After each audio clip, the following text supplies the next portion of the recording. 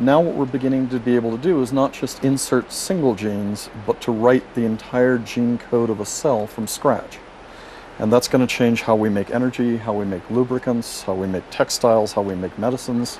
Almost every business in this world is going to change because of this ability. How do you turn it into revenue? And more importantly, how do you turn it into wealth? How has this become a driver for growth over time? Well, one of the things that most people haven't realized yet is that they think of this life science economy as a bunch of little Cambridge kooky startups. And what's actually happened is companies like DuPont, which are huge chemical companies, are now getting 33% of their total revenues from life sciences. General Electric is getting about 14% from healthcare and life sciences.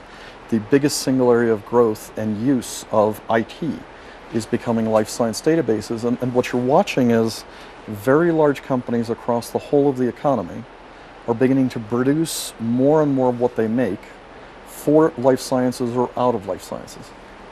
That does, though, present us with some challenges.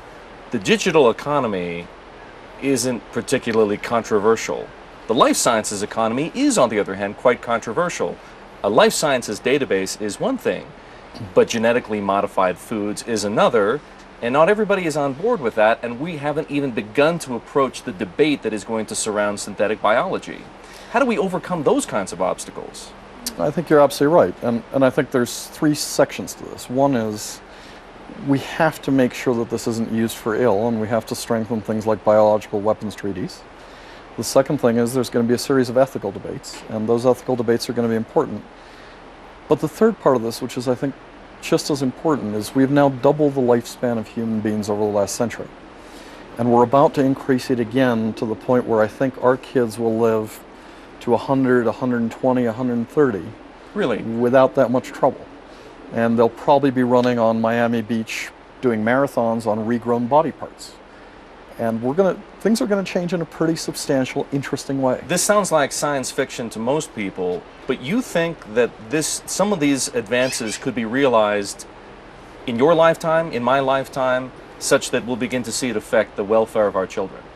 Well, I think maybe even our own welfare. Oh, it's absolutely changing our own welfare. Let me give you two examples.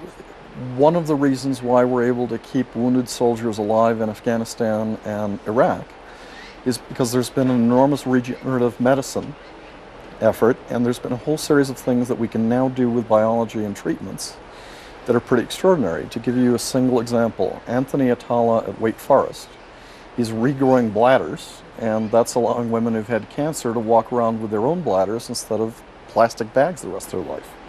Tony's working on 42 organs.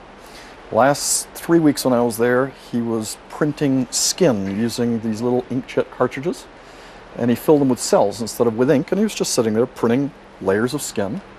And then, if you want to try this at home, the latest catalog for Harvard Biosciences allows you to buy a little reactor that will allow you to print a beating mouse heart out of cells. It's just kind of neat for your kids. If you're an investor, how do you play this? How do you play it in such a way that you aren't going to lose your shirt because so many companies will go bust? Well, look, I mean, I think you're absolutely correct. If you'd been programming on the machines that Bill Gates was programming on, you would have bought Altair stock and gone broke. And then you would have bought Tandy 2, and then you would have bought Commodore 64, and then you would have bought the Fortune 500 standard, which was Wang. And then you would have gone out and bought Apple, or too early. And the answer is, this stuff is littered with a whole bunch of roadkill. But if your conclusion had been, I should never invest in anything digital, then you would have missed most of the economic growth that happened over the last 20 or 30 years. So I think the same thing's going to happen in life sciences, and I think what you do is you diversify. And you diversify by investing in folks who really know the science part as well as the business part. This is not a playpen for strictly MBAs. You've got to be science literate. You've got to understand what is hocus pocus and what's for real.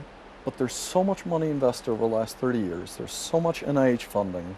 There's so much university funding that, for instance, on the gene diagnostic space, we've moved from the human genome in 2000 to high-end research universities, to high-end hospitals, and now it's moving into all of our doctors' offices, and it's making a huge difference in treatment of cancer.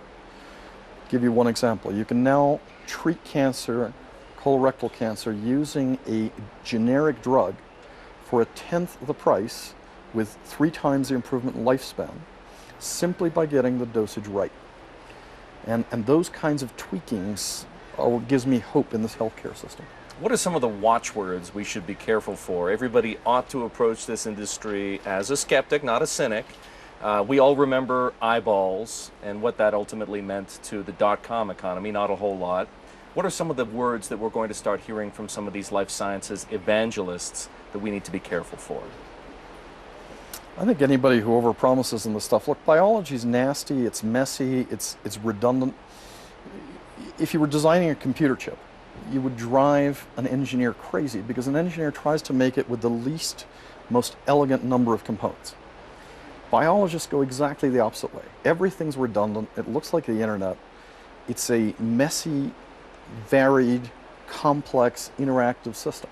It's almost like chaos theory. And anybody who shows up and says, I've got an answer, make sure it's peer reviewed, make sure it's published, make sure that they can run the experiment,